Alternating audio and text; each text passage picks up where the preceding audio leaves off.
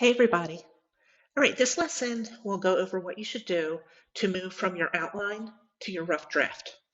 So let me get set up here. So you should be getting feedback on your outline this week.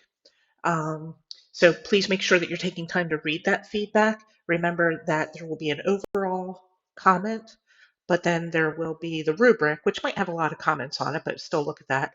And the inline feedback is where the most detailed feedback will appear. So please make sure you're looking at that. And if you have any questions, let me know. There is a spot on your reading and writing process document where you can kind of take a break before you move on to your draft. So it's after your outline. There we go. Okay. So some of the things to think about, you can write some answers on this document, and if you want me to look them over, just let me know. You do not have to submit this, but it's really just for you to just kind of touch base with the outline and the feedback before you move on. So one thing to think about is what changes do you need to make before you start drafting? So remember, one of the things that I said is a benefit of the outline is that it's a lot easier to make changes to an outline than it is once you start writing the rough draft, okay? So if your paragraphs look like they're going to be overlapping too much, like if you have two paragraphs that are kind of too similar, before you start drafting, now is the time to kind of take a step back, maybe make them into one paragraph and come up with your other paragraph that you'll need to fill in. If your topic sentences aren't really working right now, if that's something I commented on, now is the time to maybe make some changes to your topic sentences before you move on. If you're not doing what the assignment asks, which is usually a big thing that I comment on the outlines, if somebody's kind of going off track from what the assignment wants them to do, take a step back, maybe even re-outline before you move forward. If you have questions about any of these things that you might need to do, obviously get in touch with me so that I can help you get back on track before you're too far down the wrong track, right? One of the things I say a lot is if you're spinning your wheels and you're not really sure, like how to get unstuck, get in touch with me as soon as you get stuck. All right, don't keep spinning your wheels. Now, if your draft looked okay and I said looks like you're on the right track, go ahead and move forward. Then what are some things to consider while you're drafting? So sometimes my comments will say, make sure you're developing this with a little bit more detail, or make sure that you maybe minimize how much you're quoting here, maybe if you have too much of a quote, right? And what questions or comments do you have about the feedback? Obviously, if you have questions or comments about the feedback on your outline, certainly let me know that you have those questions either here and I'll look at your document or just send me an email with those questions. Okay? So then you're going to go on to a new document. You don't have to draft your paper on this document, but I still have some places for you to add some notes. All right? There we go. Okay. I did post a template that you can use. So again, in this course, we use what's called APA format. That stands for American Psychological Association. If you aren't familiar with APA format, we'll spend some time this semester going over how to use it. If you have used MLA format in the past, APA is very similar. There's just a couple little formatting things that are different, but it should seem pretty familiar to you if you've used MLA. So it's similar in the sense that we use the parenthetical citations and then those tie to the reference list in APA, just like in MLA it ties to I believe it's called the works cited page in MLA, if I remember correctly. But anyway, a list of sources at the end. Now, if you've never used any of these citation methods, that's totally fine also. I'll help you through it. I have some stuff posted for you to look at, and anytime you have questions or get stuck, let me know. One thing I did want to show you, if you do need help with something APA and I haven't gone over it, you should be able to find in your course, and I'm just going to bring up one section now. If you're in the other section, you should have the same material available to you under content. And way down at the bottom, these common modules, APA module. So this, my computer's a little slow today. Oh, here we go. APA reference guide. So you have to click through to get to a couple links, but it goes over some more details about APA than I might be getting into in this course. All right. So anytime I'm talking about APA, it's really just how the paper is formatted, how you do your citations and your reference list.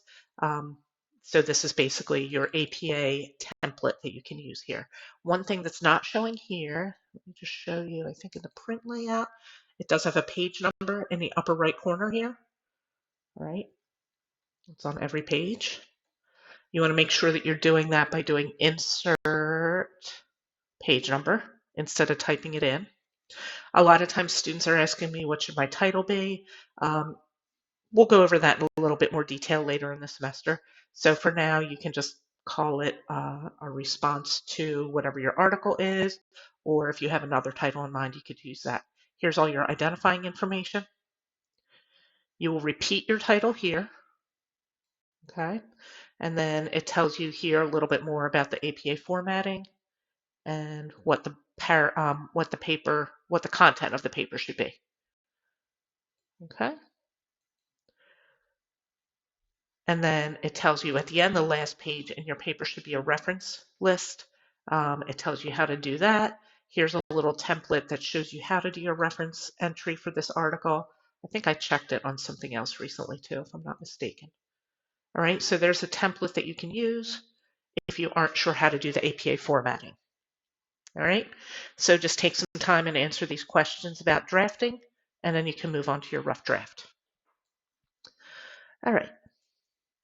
So moving on to your draft, a couple of things to think about. First of all, just like you don't have to plan your paper in order, you don't have to draft your paper in order. So if you're still kind of struggling with the introduction, or if you have a great idea for your conclusion, I don't know, you can start with whatever paragraph seems like it will flow smoothly for you, because that'll give you that sense of accomplishment. It'll kind of get the momentum going. So don't feel like you have to start with the introduction and go through, right? Start with whatever paragraph is going to be the easiest for you to start with, and then kind of piece it together as you start, as you continue, right? So some of the other things to think about as you're drafting, and I'll go into more detail about each of these. You want to make sure you're maintaining focus, making any incomplete ideas into complete ideas. Probably most people are going to need to add more details and description and examples. We're going to start making connections, so kind of smoothing out the flow of our ideas. Okay, I think that's it. All right, so let me go into a little bit more detail about what I mean by some of these. There we go. Okay, so maintaining focus. So this is one of the bigger criteria in writing, and focus means that your essay is kind of centered on your thesis, and everything in the essay is related to that thesis. Okay, you're not going off on tangents, and then each paragraph is doing what it's supposed to do and not going off on tangents. All right, so we're staying focused. So unless I told you on your outline that you need to make some changes in terms of your focus, stick to what the outline says. So sometimes I'll give people, comments on their outline and say everything looks good, and then I get their rough draft and it's like all this new information, okay? So there will be some new material in your rough draft because you're going to add to what's in the outline, but it should be like kind of hanging on what was in the outline if I said that your outline was okay, all right? So don't go rogue, stay on track, okay? Now, what most people have to do when they go from their outline to their rough draft is to add more development. So this is the second big criteria in writing, that you're developing your ideas thoroughly, in detail, staying on track, but then pushing yourself with detail, all right? So add more details, add more examples, add more explanations to support your ideas. Most of the time, this is where people need to go into more detail about the personal connections that they make to the ideas in R1. All right, so this is where we want to make sure that we're showing, not just telling. This is where you're adding minor details. So remember when we talked in the post-reading strategies discussion about separating when you're reading something, sorting out the major details from the minor details. When you're writing your own essays, you want to make sure in the response paragraphs, you want to make sure that you're packing them with minor detail because that's what adds interest to your paper, all right? The summary paragraph, we're staying away from minor detail, but once you start explaining your own ideas, you want to make sure you're adding a lot of minor detail in there. One thing I thought it might be helpful to look at is the sample paper and how that moves from the outline to the paragraph. Or is it from the outline to the paragraph? Yeah. So let me bring this over and I'll post this for you to look at more closely if you'd like to. Squirrel. Squirrel. So here's the outline that I think we've looked at for the sample paper. Okay. So we have the topic sentence. This person happened to choose 2 quotes from the article. You don't have to. All you need is 1 quote from the article in each of your response paragraphs. If you have 2 that are relevant, that's fine. So they had this one and this one. And then they just had a couple little notes about what their personal experiences were. Okay. So I tried to color code here. Let's see if I can make it a little bit bigger, a little bit better. Oops. There we go. Okay. So the topic sentence is going to stay at the beginning of the paragraph. All right. I think there's one in the sample paper. There's a little bit of a transitional sentence in between the summary and the first response paragraph. But after that, the topic sentences are always the first sentence in the paragraph. We go into the first quote. So not a lot of stuff going on between the topic sentence and the first quote. But then see down here, this is what the student had on their outline. Career Day, DuPont Company. Those 4 words, one of them is even an abbreviation, becomes all this. See how they added all that detail? So 4 words becomes 100 words. Okay? So see how they're adding all that detail, all right? They go from Career Day, DuPont Company. What I remember about that was the presence of representatives from the biggest employer in town, the DuPont Company. What I also remember was that I wasn't interested. It sounded like most of the company's employees worked on DuPont's assembly lines or in its chemistry labs, and neither of those options appealed to me. The assembly line job sounded boring and soul-crushing, though I'm sure employees found ways to make them interesting and meaningful. I like that little, I'm sure it's good for them. The chemistry lab sounded difficult, especially since I still hadn't memorized the periodic table of elements as my chemistry teacher had been pushing all year. So see how they're adding all these details to make this a little bit more, little bit longer, right? That's development is what's going to make your paper longer, a little bit more interesting, a little more engaging, showing instead of just telling, okay? So they go from this little snippet on their outline to here. The other thing you'll notice is that they're not following the same order of ideas that they had on their outline. So depending on how your connections connect to your quotes, you might do a little bit of rearranging as well. Okay. And then it goes into in school as opposed to on site. And that 1, 2, 3, 4, 6 words becomes all of this. Okay, not any of the businesses, right? So some description, a little bit more detail. So I think we have it this way, right? So that goes there, that goes there. Oops, well, this isn't going to help at all. Oh, well.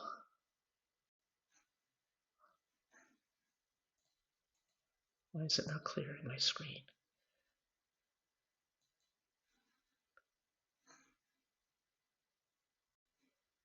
Oh, well. Clear screen. Oh, because I'm doing it on the wrong page. All right, turn off my pen because that's not working. There we go. Anyway, you get the idea, right? This is going here. This is going here. We hold off on this. They talk about DuPont Company and add a bit more. They talk about in school as opposed to on site and add a bit more. Then they come to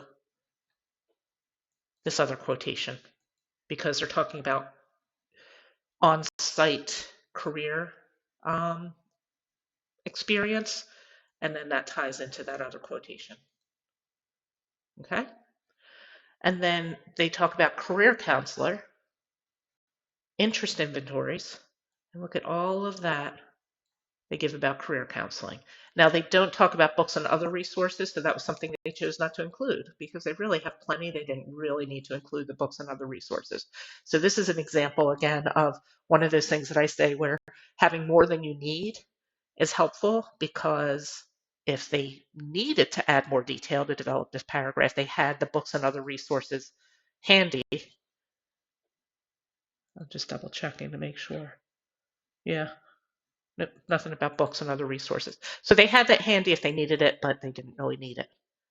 Okay, so just notice how much more is added, especially to the personal experience, and how they're not necessarily following the same order that they had in the outline.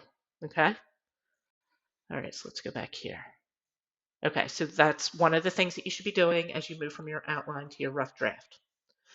All right, the next thing that you want to start to do, and this is something that I'll check for you in the rough draft, is how well your sentences are connected.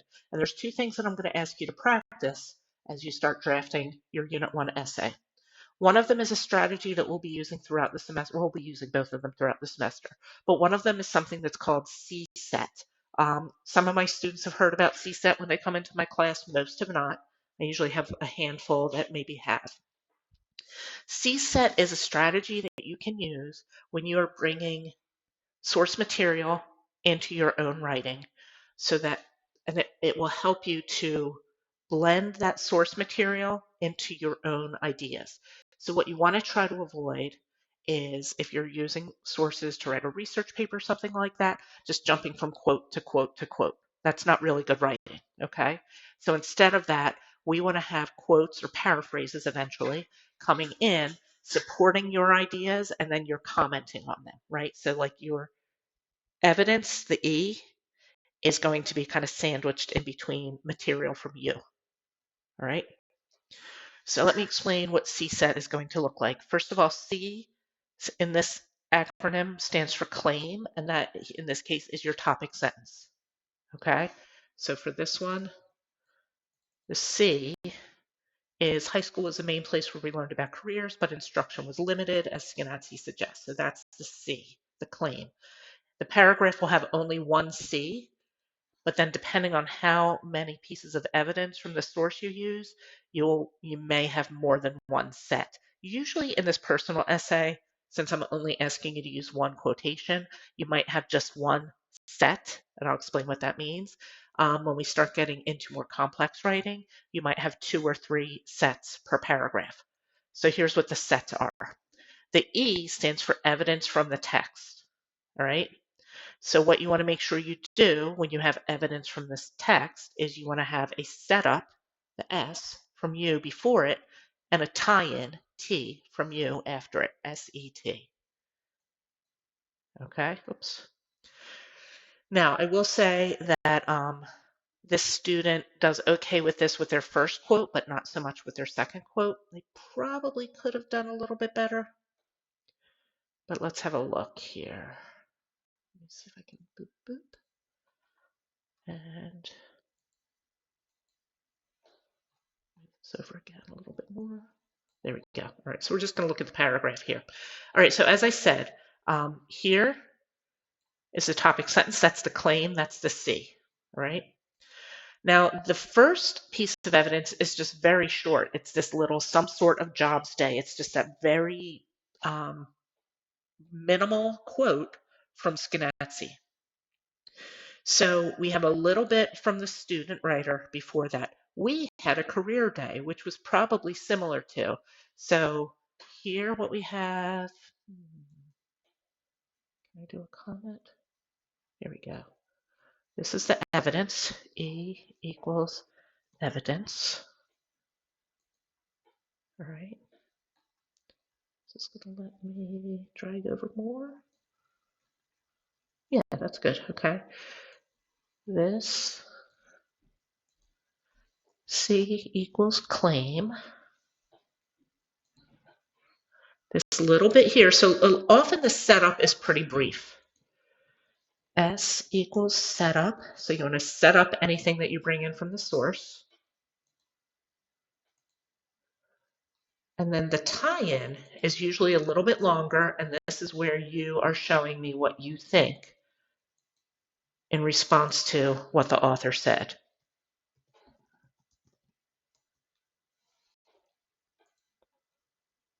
Okay? So claim, setup, evidence, tie-in. Right? And as we move into other essays this semester, and when you go into 102 and you're doing your research paper, and when you start doing research papers in other classes, again, the setup tends to be a little bit shorter, not shorter than this. This is pretty short, but it tends to be just relatively brief. The tie-in tends to be a little bit more in depth. This is pretty long, this one in particular, because it's a personal response. When we get into other essays, yours might not be quite this long, but generally the tie-in tends to be a little bit longer than the setup, all right? So the setup, some of the things that can work as a setup, it could be something like a signal phrase, or attributive tag, attributive tag. So that's one of those things that says, as Skenazy writes, or the author states, or one part of the article reports. So you're just kind of attributing the evidence to whatever article it comes from, all right? That's one way that you could do a setup. It could be something like transition. Furthermore, and then you could go into the evidence. That's usually a little bit too brief, but sometimes it works, all right? Later on, when we get into other essays, what usually works is kind of a general introduction to the specific information that's coming in the quote, all right?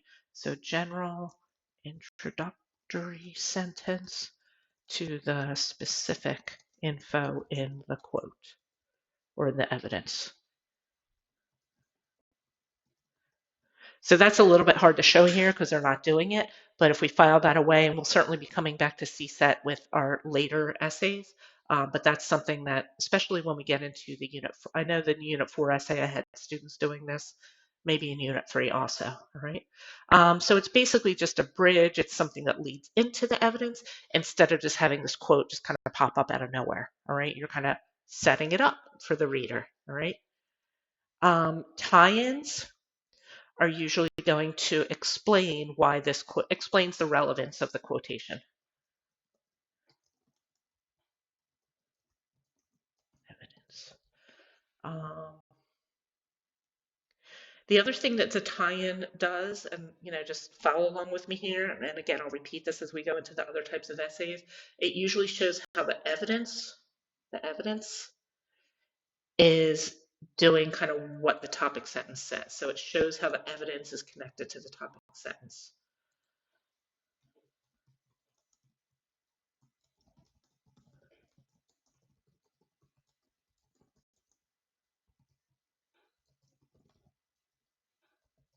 And again, claim in CSET is what we say here. Okay, so the topic sentence says high school was a main place where we learned about careers, but instruction was limited. So this, he says some sort of jobs day in the quote, and then this tie-in is showing how they had a jobs day that Skenazy talked about, but it was limiting. It didn't really expose them to the careers the way Skenazy thinks they should have been. Okay? So that's one of the things I want you to practice as you start drafting, and it's a way to help make sure that your ideas are flowing smoothly and that you're not just kind of throwing quotes in your paper. You're using quotes to make your point that you want to make in your paper. Okay? All right. Another strategy to think about when we start putting our ideas into sentences and paragraphs is something that's called the old new contract. And this is a great way to connect ideas. Most of us have heard about things like using transitions to make connections between sentences. This old new contract is a little bit more sophisticated, a little bit more elegant, and it really helps to make ideas flow. So what you want to think about is when you're writing sentences, you're almost always bringing some kind of new information into the sentence because otherwise, why would you be writing it? All right. So you're adding something new every time you write a sentence. But what you want to get in the habit of doing is holding off on that new information. Don't start your sentence with new information. To make it easier for your reader, you want to start your sentence with something that you've already mentioned, old information, familiar to your reader information. Start with something that touches back on what came before. Any new information that you have should come later in the sentence. All right? Let me show you what I mean by that. I do it a couple times in here. I forgot to say that they do not do, this is one of the things I don't love about this example, they don't do a great job with CSET with the second quote because they don't have anything commenting on it afterwards. I almost feel like this quote might have worked better probably before this tie-in. All right. So on location career exploration is far more meaningful. And then they could have said, unfortunately, we did not have that on location career exploration. So maybe if they had moved this quote here, the CSET would have worked a little bit better. I don't love it in here because they don't have a tie-in for this piece of evidence, because this purple does not tie into what's being said here. This is like a whole other thing. So just so you know, it's not perfect. It's pretty good, but it's not perfect. Okay, so, we were talking about the old new contract, weren't we? We were talking about it. Okay, so let's see if I can find a place so high school was the main place where we learned about careers, but instruction was limited, as Skenazy suggests. We had a career day. So notice how it's touching back on the idea of careers, career day, high school, which was probably similar to some sort of jobs day. What I remember about that, okay, so what I remember about that, what is that talking about? Career day, okay, was the presence of representatives from the biggest employer in town, the DuPont Company. Now, here's what would have been, would have not worked. What would have not worked well in this situation is if here we had a career day, which was probably similar to some sort of jobs day. If they started here with the DuPont Company, one of the biggest employer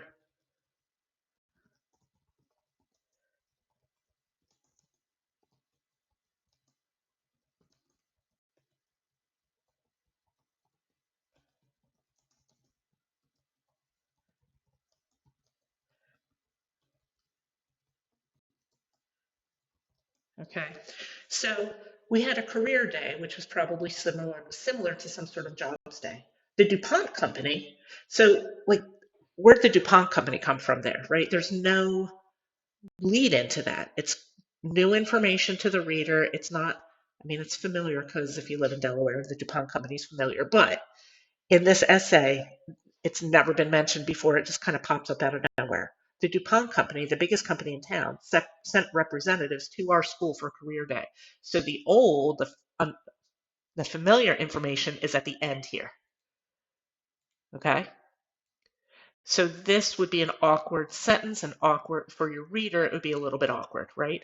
Now, here's the thing. They would probably figure it out, of course, but your job as a writer is not to make the reader struggle to figure things out, especially in academic writing, okay?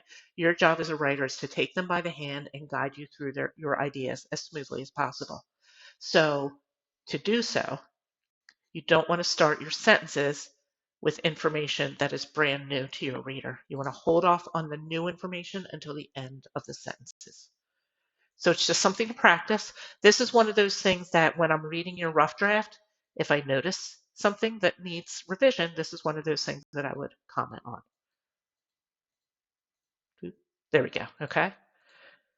What I also remember, so this transition kind of helps tie things in, and also this repetition, was that I wasn't interested. It sounded like most of the company's employees, so we know that we're talking about a company's employees, worked on DuPont's assembly lines or in its chemistry labs. So here's another one. What I also remember was that I wasn't interested. So here, if they had said assembly lines and chemistry labs were the main areas where, I see my typo here, where people worked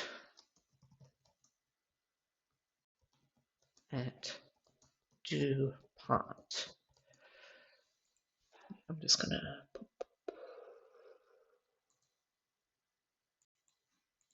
okay, it's fine.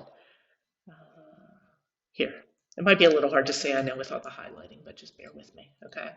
If they had written it this way and introduced assembly lines in chemistry labs, again, if we're familiar with DuPont, we kind of know the chemistry labs part, but assembly lines in chemistry labs are new information to your reader in this essay, so we don't want to put them at the beginning of a sentence, all right? So this would be awkward for your reader, and it's a lot easier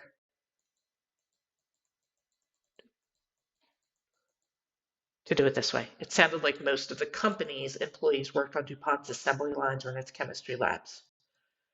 Okay?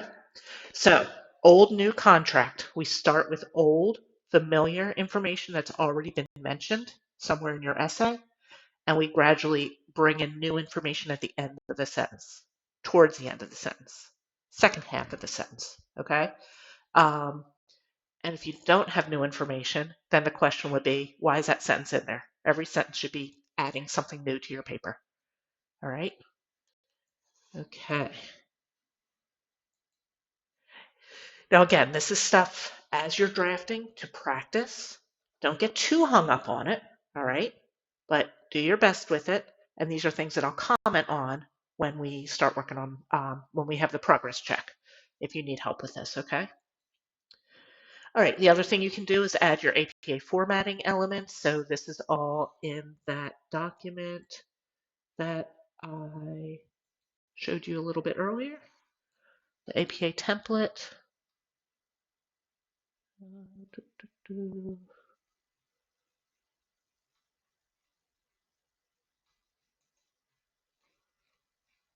It's just formatted correctly.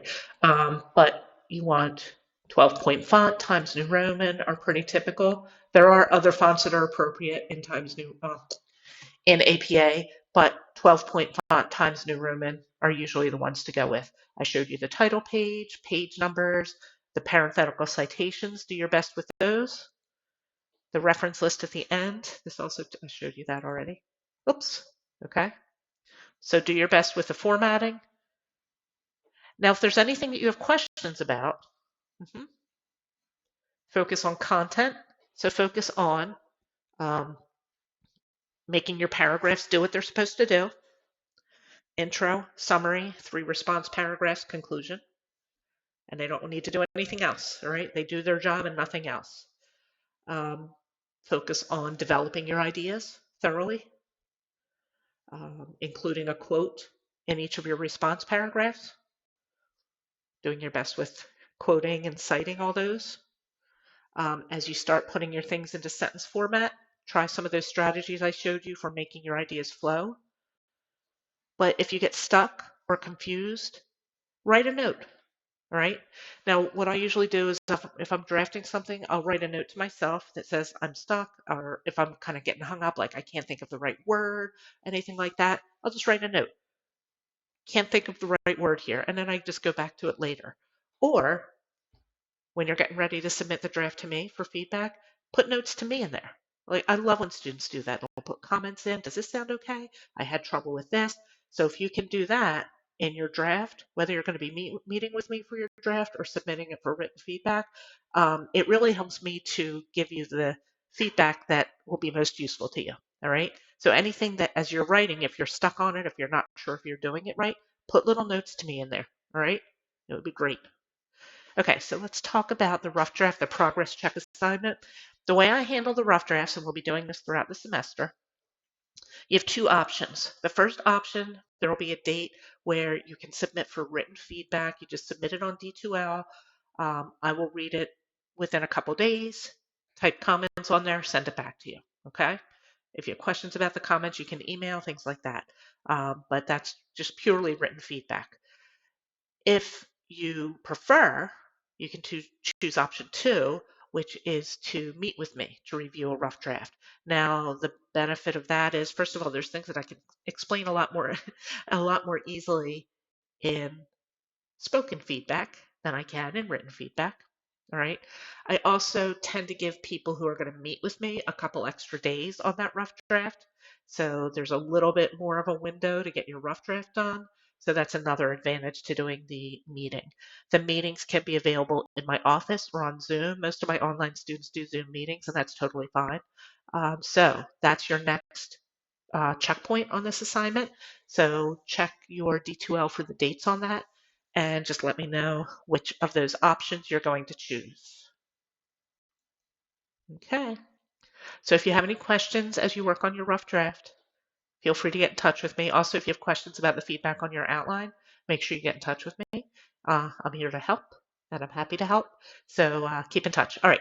Take care. Bye.